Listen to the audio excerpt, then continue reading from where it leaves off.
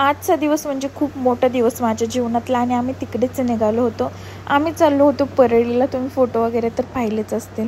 तर आमचे जे सॉन्ग आले, फर्स्ट सॉन्ग आमच्या आयुष्यातलं आतापर्यंतचं, तर त्याचंच होतं. पोस्टर रिलीजचा खूप मोठा कार्यक्रम होता, त्या कार्यक्रमासाठी चाललो होतो. तर फायनली आम्ही परळीमध्ये पोहोचलो. त्याच्यानंतर रूम केलेली होती, तिथे गेलो.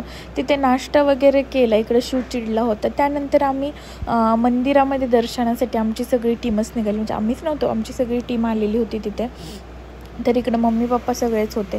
तर आम्ही गेलो मंदिरात दर्शनासाठी. आणि मी अक्षरशः सांगते तुम्हाला, मंदिरातले जे पुजारी होते का, ते पण आपले फॉलोअर्स होते. त्यांनी आम्हाला देवाजवळचा नारळ दिला. आता तो आम्ही आमच्या नवीन घरामध्ये ठेवणार आहेत. आणि नंतर फोटोसुद्धा काढले. खूप छान वाटलं. इकडं बघू शकता, तर पाहिलंच असेल तुम्ही. त्यानंतर हा नारळ दिलेला. बाहेर आल्यानंतर आम्ही गेलो. आमचा जो इव्हेंट होता, कार्यक्रम होता तिकडे. ह्या मुली पण फॉलोअर्स होत्या आपल्या. तर असे म्हणजे इथं खूप जण होते, ते सगळे फॉलोअर्सच होते. खूप फोटो काढले खूप जणांनी. नाही म्हणलं तरी आता मी मोजूही शकत नाही, एवढ्या जणांनी फोटो काढले आमच्यासोबत. खूप भारी वाटतं. असं कोणीच माणूस नाही की ओळखत नाही. गाडीतून चाललं तरी गाडी वळवून, लोक गाडीतून एक लुक बघितला की वळवून येऊन बोलतात. तर हा स्क्रीनवरती एवढं छान गाणं दिसत होतं ना, खूप एन्जॉय केला, भारी वाटलं. आणि एक नंबर गाणं झालेलं आहे. ज्यांनी कोणी पाहिलं नसेल ना आमचं गाणं, तर एकदम कडक गाणं आहे. तुम्ही ना, मराठी गाणं आहे आपलं. आणि एकदम आमचं जी लाईफ आहे ना, ते रिअल लाईफवरती आहे. तर pen paper entertainment, pen paper entertainment, PPE, तुम्ही यूट्यूबला सर्च करू शकता. फर्स्ट सॉन्ग येते जावाई, लाडाचा जावाई म्हणून. तर तुम्ही नक्की बघा आणि तिथेच कमेंट करून सांगा की कसं वाटलं. त्यानंतर आम्ही गेलो परत तिथे रूमवरती. तर आम्हाला परळीकरांनी गिफ्ट दिलं होतं.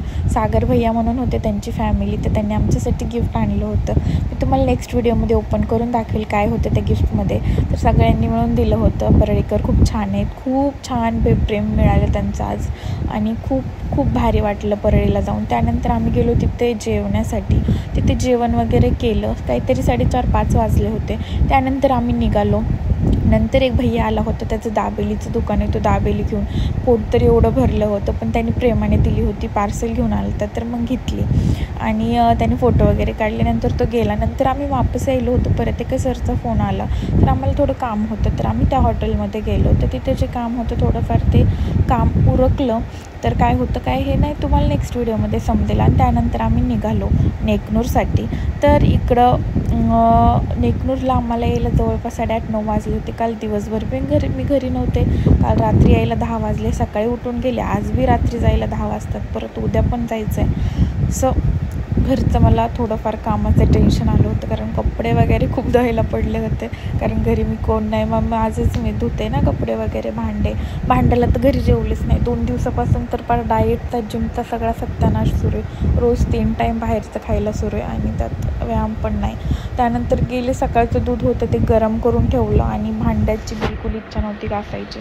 आणि थोडेच होते. म्हणले ठीक आहे, मुंग्या वगैरे चालतात, तर ते सगळं कचरा वगैरे भरून ठेवलं आणि भांड्यात पाणी ओतून ठेवलं. म्हणलं उद्या घासता येतील. पण कपडे धुणं गरजेचं होतं, कारण उद्या पण लवकर जायचं होतं आम्हाला. बीडला काम होतं प्रमोशनचं. सो कपडे धुवून टाकले.